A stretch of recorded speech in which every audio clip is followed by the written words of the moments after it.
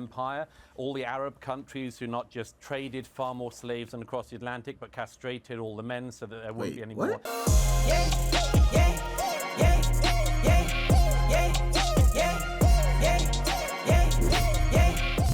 Forgotten how to be genuinely proud of our great countries, both America and the United Kingdom, two of the greatest countries in the world. It's almost like every day now, somebody somewhere, normally on the left, the woke left, is queuing up to find a reason to hate the countries and their histories. Well, it's a kind of grievance competition. Your guest earlier just tried to engage in it. I don't know what hurt she believes she's had from slavery. All of this was addressed 2 centuries ago. Everything has consequences. All history has consequences and ramifications. But, you know, if we were to play this fairly, we would at least look at all of the countries around the world that engaged in the slave trade who are simply not interested in any form of reparations. So it looks like this video is talking about how, I guess, Black Americans are showing grievances or disdain for the United States of America in terms of, I guess, fairness or equality or opportunity here. I don't know all the details because I'm just watching the video the same way y'all just watched the video.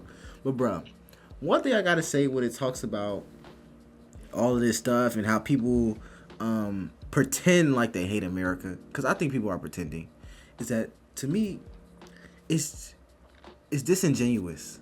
And what do I mean by that? America's kind of so good, and we kind of ignore how good it is here, that we just be like, okay, it sucks. No, I can't get a $3 Starbucks mocha latte anymore. No, this country sucks.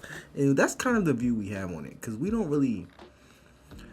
really fair when it comes to our critique of America. Let's be honest. We don't even look at other countries because we don't even look at them as real. It's kind of an arrogance in it, but that's my thoughts on it. So let me not speak too much, get further deep in the video. Let's go. Empire, all the Arab countries who not just traded far more slaves than across the Atlantic, but castrated all the men so that there wouldn't be any more African slaves after them. They worked them to the bone. I see no interest across Africa in paying reparations for selling their brother and sister Africans into slavery or for working them to the bone to the present day. There is slavery across Africa today. In fact, there are more slaves in the world today than there were at the height of the transatlantic slave trade. I did not know that. So some of us are simply a bit bored of hearing people ripping at closed wounds and then crying about their hurt or their presumed hurt. Because everybody could do this. 1 million Europeans were stolen by North Africans over the course of decades. And this is what I'm saying, bro. Like, I'm in college. I'm in a dorm room right now. And I'm not like a genius, but I think I'm pretty above average intelligence. So when I said we have like this sort of arrogance, what I mean by that is that we don't even, when we hear stuff like this, we've never heard it before. It's never even crossed our minds on this stuff being a possibility. That's what I'm talking about. Of the North African Barbary pirate slave trade. Where would you end if you did that? The answer is you couldn't end, because nobody is alive who has actually suffered the hurt, and nobody is alive who did the wrong. And I'd make one other point, if I may. It's always the countries that people want to come to who are put through this struggle session. Britain, like America and France, are the most desired destinations for migrants worldwide. Bro, that is facts, bro. Like, that's facts. And I feel like since we've always been here, we don't really see how bad other countries can get. Like, we just look at, oh, United States, y'all didn't do this for us. But we don't really look at how bad other places get on a day-to-day. That's why people really want to come here. Like, let's keep it a buck. So when you're talking about, oh, we should get reparations, let's talk about reparations specifically. I think the concept of reparations in itself is a privileged ideal. And what do I mean by that? Let me elaborate. When you have the ability to ask for reparations, that in itself means you have a large amount of rights. Because if someone is oppressing you and they are really holding you down, do you think that you can realistically ask for reparations? Like stop holding me down. What? They're oppressing you. They're holding you down. They are pushing you down. They're forcefully commanding you to do something. You wouldn't even, reparation or fairness wouldn't even cross your mind in that aspect. Or equity wouldn't even cross your mind. So when I talk about reparations and it being like a real thing, like a real debate in the United States, that in itself kind of alludes to how much privilege we kind of have here. And I'm not saying 100% privilege, of course not. And I hope nobody else is taking me for that. Have some nuance.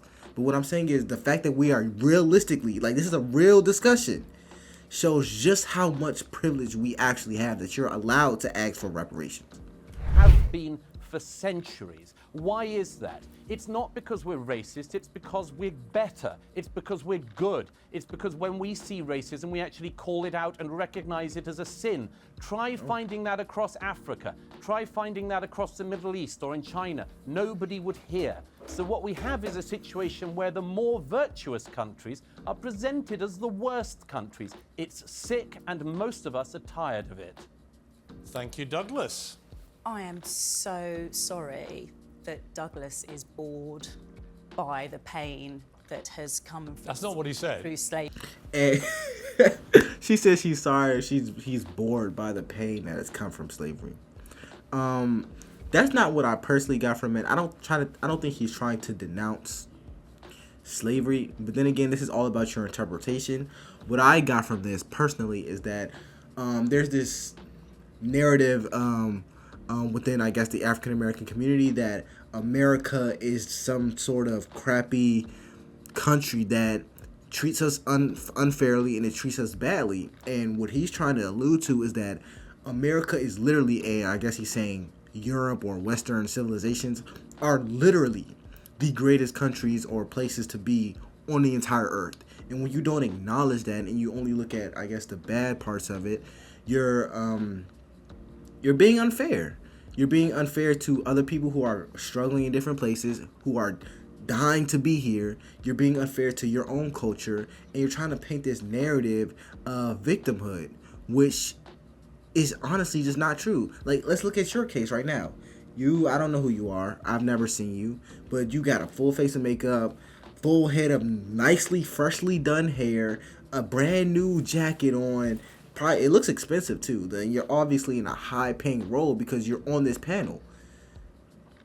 Like, if we're talking about privilege, you literally have more privilege than 99% of the world. And I'm not talking about, oh, no, you literally do. Just the fact that you're born in America or a Western civilization, you're on a stage right now, a video has hundreds of thousands of views, you probably drive a nice luxury vehicle every day to and from. That is privilege. And when you don't acknowledge that, when you just look at things that you don't have, it's kind of comes off as ungrateful. But if y'all have different perspectives, please let me know in the comments. He didn't say. He didn't say. tired. See, but what you're doing there, what you're doing, yeah. But hang on, Paula. Paula, you're being very privileged. disingenuous. That's not what he said. I am, And and I viewers think aren't if you stupid. read They his know. article- They know exactly what he said. You He's are. not saying he's bored by the pain. He's saying, and I think it's a perfectly valid point. The pain that people who are alive today are claiming they're suffering for what happened 200 or 300 years, it's not a real pain. They're not the ones who suffered what was going on 200 or 300 years ago. So, in terms of justice for all, I mean, I think we'd all agree that there Well, should I'm be not justice. suffering from when the I think- Normans I think invaded we'd this all country. agree. I'm not suffering from what my ancestors went through. I noticed or that from I'm the- not being allowed to respond. Hang I on, noticed. I will say this. Of course, people who are descendants of ancestors who went through that still have to pay certain prices we still have to pay certain. We still have to go through certain things that our ancestors have been through. And I'm not saying that we're dealing with exactly what they went through. I'm not saying that at all. What I am saying is that some of those ideals and beliefs are still alive and run through society today. And it will just be a lie to say that they don't. That's just not true.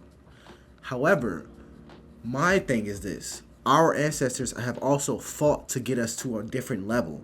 My ancestors have fought to get me here. The fact that I'm in college right now, the fact that I'm even able to do YouTube videos, they have fought to get me to this level. And when you only look at the struggles that your ancestors have went through, or you only look at I guess, your ancestors from like a pity perspective, you kind of don't acknowledge the good that they've went through or the good that they brought us to. Because without our ancestors, you wouldn't be here. You wouldn't be on this stage right now. Without our ancestors, I wouldn't be here. And the same for you. Like, so when you only look at it in terms of, oh, they suffered, you did this to us, you did that to us. for one, that whole argument in itself is like, who did what to you? What do you mean? Like, and when you say that to someone else, they're like, well, what did I do to you? I didn't do anything to you. So it's just to me, it's like a dead argument, if I'm being honest. Like, it's so much you could get from it, but I don't understand the point of even arguing it. So in other words, where do you take this? I mean, should I now be feeling pain from what the Romans did to this country? In terms of slavery, I can take it to 2015, when the slave owners were compensated by the government. So I can take it to that extent. Where does your personal pain come? And I can say to you that I don't think that apologising is a bad thing. I think that apologising for a wrong is a good thing. I think that the Dutch...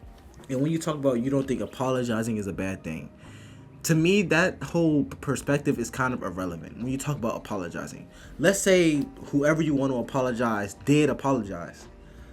Literally, it would not change your life. It would literally not change your life. They'd be like, oh, I'm sorry. How would that affect you? That's what I'm trying to say. I'm trying to say is, okay, they could apologize. They can apologize, but realistically, what is it going to do for you? Like, it might make you feel slightly better. But I mean, and do y'all get what I'm saying? I'm not trying to like go on this young woman, but I don't see the point. But anyways, if you have any more suggestions for me, comment down below. It's Jojo, and I'll see you on the next one.